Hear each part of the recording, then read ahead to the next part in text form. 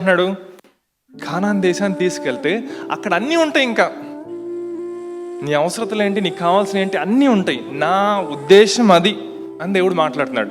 కానీ వీళ్ళు దారి మధ్యలో ఏమడుగుతున్నారు?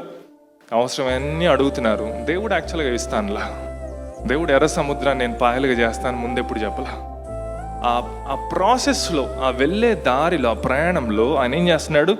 ఎర్ర సముద్రం అడ్డొచ్చిందా, పాయలు చేయి. ఇంకెవరు వెనకాల వస్తున్నారా, వాళ్ళు ఏం చేశారు? తర్వాత ఆ నీళ్ళలో పడి చనిపోయారు. శత్రువులు ఏమయ్యారు? నాశనం అయిపోయారు.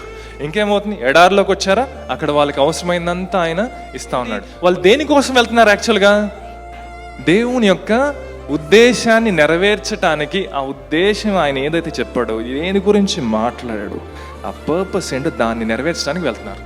ఈ ప్రయాణంలో దేవుడు ఏం చేస్తున్నాడు? అన్నిటినీ సమకూరుస్తున్నాడు.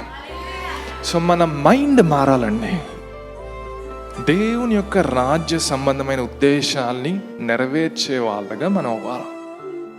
లేకపోతే మనకి ప్రతిసారి నీడ్ ఉంటానే ఉంటుంది, ప్రతిసారి అవసరత ఉంటానే ఉంటుంది.